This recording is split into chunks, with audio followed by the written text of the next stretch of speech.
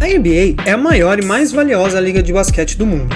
Uma pesquisa realizada pela Sports Value mostra que em 2022 a NBA, com seus 30 times, teve um total de 10 bilhões de dólares em receitas, 11% a mais do que o ano de 2019, que já havia sido histórico para a liga. A projeção é que essa receita continue aumentando, graças a uma estratégia comercial que torna a NBA a única liga esportiva do mundo que simplesmente quase nunca para.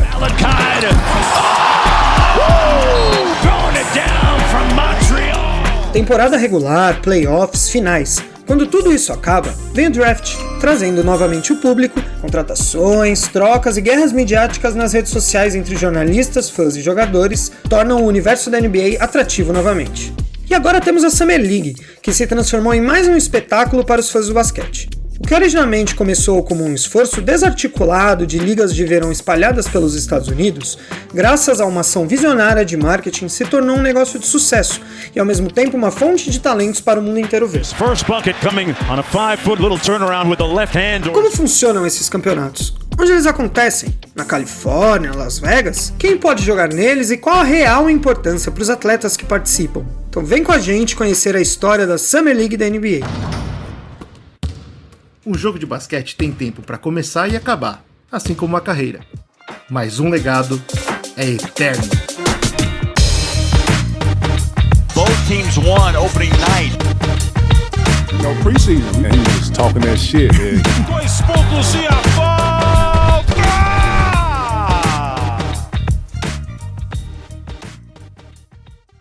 Em fevereiro de 2004, em Los Angeles, acontecia o fim de semana do All-Star da NBA. A famosa festividade do meio de temporada reunia os principais jogadores da liga em competições coletivas e individuais, e naquele ano contava com jogadores como Kobe Bryant, Allen Iverson, Tim Duncan e Vince Carter. Os principais nomes na organização e produção do evento estavam hospedados no luxuoso Beverly Wilshire. No saguão do hotel, o nosso personagem principal, o experiente agente de atletas Warren Leger, nessa época aos 51 anos, estava esperando uma oportunidade de encontrar o então comissário da NBA, David Stern, passando por ali. Leger tinha um ambicioso plano de criar um novo acontecimento para a liga que tivesse a mesma importância do que estavam vivendo nesse dia. Quando avistou Stern passando, ele correu para acompanhar a comitiva e apenas disse: 5 minutos, comissário, é tudo o que preciso. E qual era o sonho de Leger? Estabelecer uma liga de verão da NBA em Las Vegas. Mas, pra gente entender o que ele tinha para dizer ao comissário e tudo que teve que passar para chegar até ali, a gente precisa contar para vocês que papo é esse de liga de verão. Então vamos voltar no tempo para 1969. A cultura das ligas de verão do basquete americano é bem antiga e estabelecida, sempre houveram muitas. Nessas ligas, espalhadas pelo país, profissionais do basquete enfrentavam jogadores amadores para manter o ritmo durante as férias. Aos poucos, esses campeonatos começaram a se tornar verdadeiros eventos locais, como foi o caso da Summer Pro League. A SPL, como era chamada, foi fundada em 1969, em Long Beach, Califórnia, e apesar de ser um condado de Los Angeles, a cidade de Long Beach nunca foi um celeiro do basquete. Além de hoje em dia estar nas sombras de Lakers e Clippers, as universidades e escolas locais nunca formaram grandes talentos da bola laranja. Mas o que tinha lá, muitos profissionais do país não encontravam em suas cidades: sol e praia.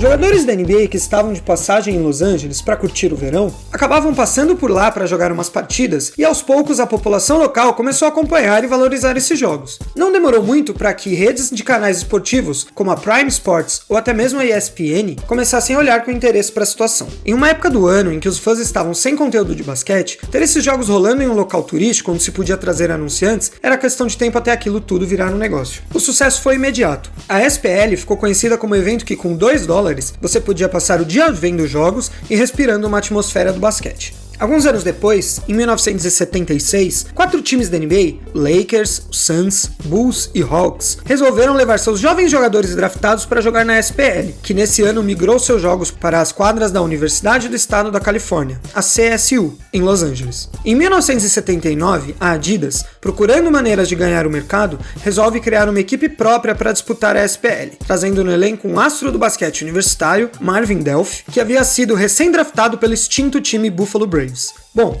aí você já deve imaginar o tamanho do holofote que virou a Summer Pro League, né? Jogadores não draftados pediam para seus agentes procurarem times que iam participar da SPL para mostrarem seus talentos para olheiros, que através de lobby dos investidores passaram a acompanhar também a Liga de Verão. Temos situações interessantes acontecendo na SPL.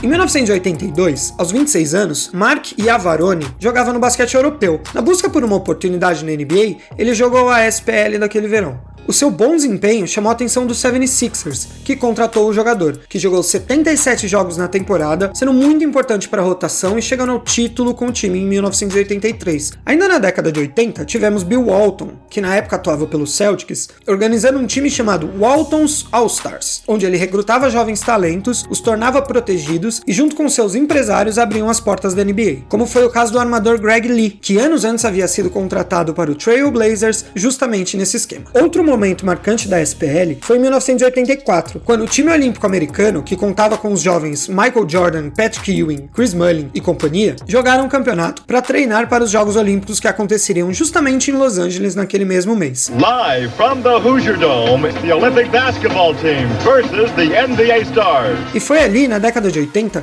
que Warren Leger se encantou pelos jogos e o clima da SPL, como ele contou ao Bleacher Report em 2014. Minha primeira experiência na Liga de Verão causou uma grande impressão, porque era um mundo de imersão total. Era basquete de todo mundo nesse pequeno lugar num campus de uma faculdade. Foi notável pra mim. Todo mundo que você gostaria de conhecer estava literalmente ao seu lado. Isso apenas me inspirou e eu disse, acho que tenho uma chance de fazer isso crescer. Já deu pra entender a proporção que isso ia tomar. Ao longo dos anos, a Summer Pro League ficou cada vez maior, e mais times da NBA chegaram no verão, trazendo os jovens para jogar e serem testados, além de ficar de olho em novos talentos. Foi assim que em 1996, Kobe Bryant, recém-draftado pelo Lakers, fez sua estreia por lá, e o jovem Paul Pierce, do Celtics, era escolhido para o time ideal da competição. Aqui um adendo importante. Apesar da gente já ter falado de apenas uma liga de verão até agora, sempre existiram outras espalhadas pelo país, e com o sucesso da SPL, mais e mais surgiam a cada ano. Foi aí que a NBA entendeu o tamanho da fatia de dinheiro que estava perdendo. If you play good, they pay good, especially in the NBA, where winning is a business strategy. A própria NBA fomentou algumas ligas de verão através de alguns times, como por exemplo a Orlando Summer League, organizada pelo time do Magic, que durou de 2002 a 2017, variando entre os times participantes, que chegou a contar com no máximo 10 times. Teve também a extinta Rocky Mountain Review, que era uma dessas antigas ligas que surgiram com o boom da SPL, sendo inaugurada em 1986 e durou até 2004. Porém, em 2014, o time do Utah Jazz apadrinhou o evento e hoje nós temos a Liga de Salt Lake City, que agora em 2023 contou com apenas 4 times. Ligados ou não à NBA, os campeonatos de verão continuam a crescer, como a California Classic Summer League, que no início era organizada pelos times da Califórnia, mais o Miami Heat. Mas uma coisa essas ligas tinham em comum. Aliás, o que elas não tinham. Se você viajava para assistir uma dessas ligas, perdia pessoas e jogadores que gostaria de ver em outra. Era impossível coordenar seus horários para ver todo mundo. Alguns jogos nem estavam começando no horário. Tinha gente perdendo interesse e ninguém estava dando um toque profissional nisso. O que Leger aponta é justamente uma falta de organização centralizada do evento, com regras e profissionalismo aos moldes da NBA. Então, antes da gente conhecer o modelo atual do torneio de verão da NBA, chegou a hora de saber quem é Warren Leger.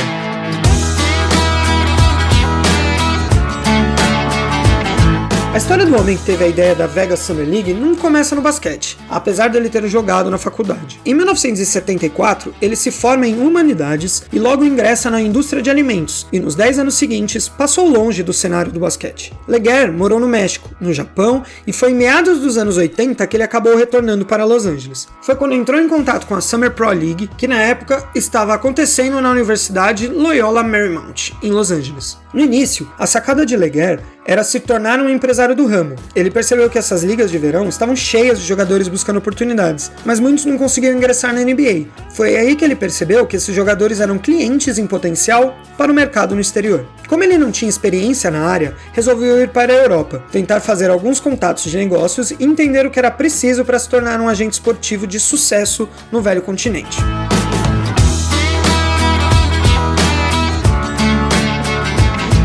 Ele ficou sabendo de uma espécie de escola para treinadores em Bolonha, na Itália, onde Bob Knight, um grande técnico do basquete universitário americano, estava ensinando naquele verão. Ele não pensou duas vezes e foi lá, na intenção de conhecer os principais nomes do meio na Europa, empresários e treinadores, e começou a construir sua base de conexões. Na Europa, era como o Velho Oeste selvagem. Não havia regras, contratos padrão, nenhuma maneira definida de os times conseguirem jogadores. Não havia agentes da NBA que controlassem o mercado europeu. Com a base de contatos estabelecida, ele focou em levar jovens talentos do basquete europeu para a NBA, mostrando assim para os jogadores que tinha a força necessária para movimentar os atletas em bons negócios. E ele começou muito bem. O primeiro cliente de Leguer foi Fernando Martín Espina, que havia sido contratado do Estudiantes Mundepa para o Real Madrid em 1981, considerado um dos melhores jogadores espanhóis de todos os tempos. Em 1985, ele foi draftado pelo Trail Blazers na 38ª escolha do segundo round. O segundo cliente de Leguer não foi ninguém menos do que a lenda da NBA, Drazen Petrovic, o croata que jogava no Real Madrid e também foi selecionado pelo Blazers em 86, passando a jogar no New Jersey Nets em 91, sendo considerado um talento geracional, assim como Michael Jordan, mas que infelizmente teve sua carreira brutalmente interrompida em um acidente de carro, que levou sua vida quando fazia uma viagem para Berlim durante a competição europeia com a seleção da Croácia.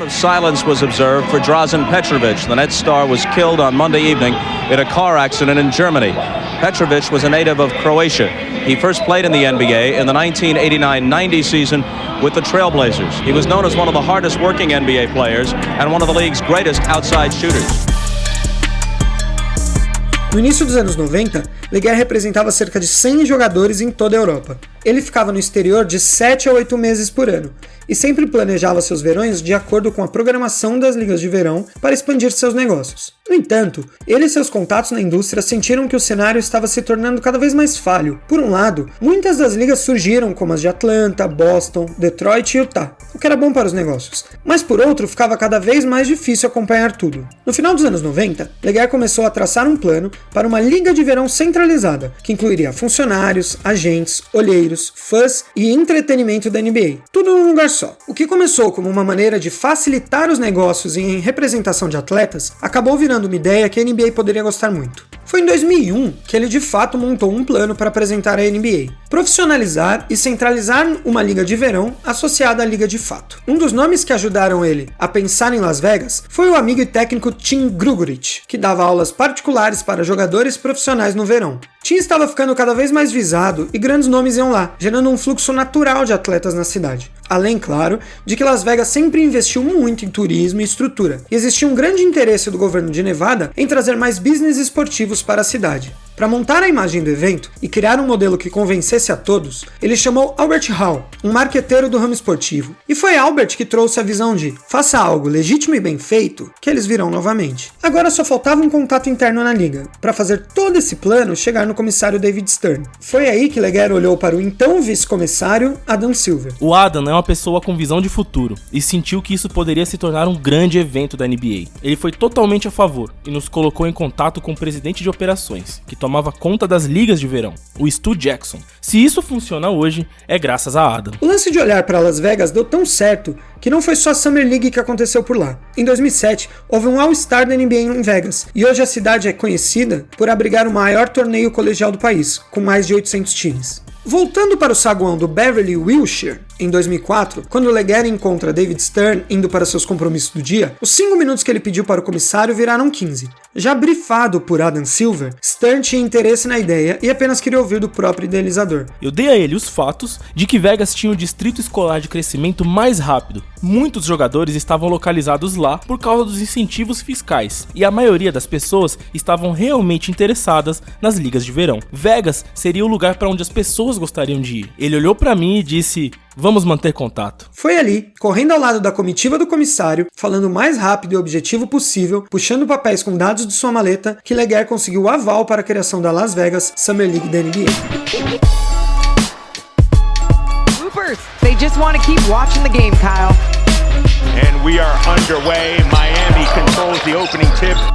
LeBron James shouldering the hopes of an entire NBA franchise. This morning, the 18-year-old is set to make his NBA debut at the Pepsi Pro Summer League. Agora que a gente conhece toda a história por trás desse evento, vamos entender como ele funciona atualmente. A primeira edição foi no verão daquele mesmo ano de 2004 e contou com 6 times: Boston Celtics, Cleveland Cavaliers, Denver Nuggets, Orlando Magic, Phoenix Suns e Washington Wizards, totalizando um total de 13 jogos. 3 anos depois, com o sucesso do evento, aumentou de 6 para 13 times, e cada ano o evento se tornava mais visado. Mais times chegavam, ganhavam mais patrocinadores e com cada vez mais jovens estrelados vindo das universidades estreando por lá. Até que em 2018 passou a contar com todos os 30 times na liga. Hoje em dia, algumas ligas menores, como comentamos, continuam acontecendo, mas é na oficial NBA Summer League em Las Vegas, no Thomas & Mack Center, que tudo acontece. Um total de 76 jogos serão disputados em 11 dias em Las Vegas, com cerca de 8 jogos por dia, todos televisionados pela ESPN ou NBA TV. Os fãs têm a opção de comprar ingressos para um dia ou ingressos para a temporada que incluem todos os 11 dias de ação.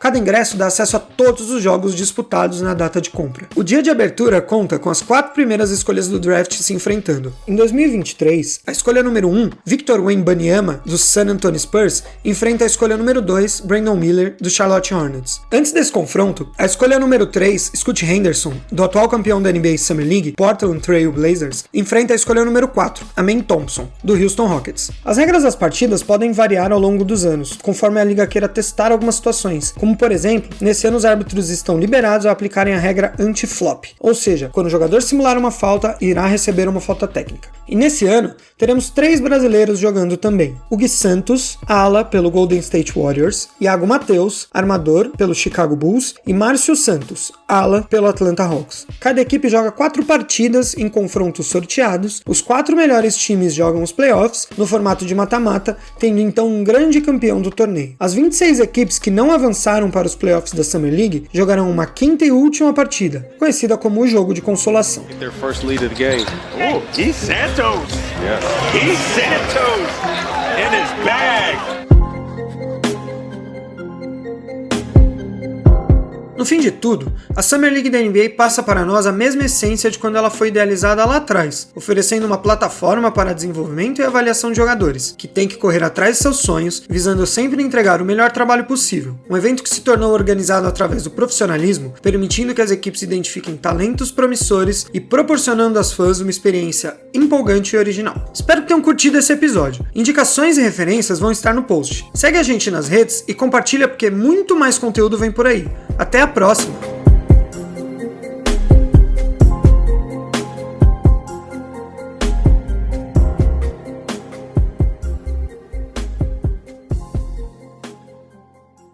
Esse podcast é editado pela Zcast Produções.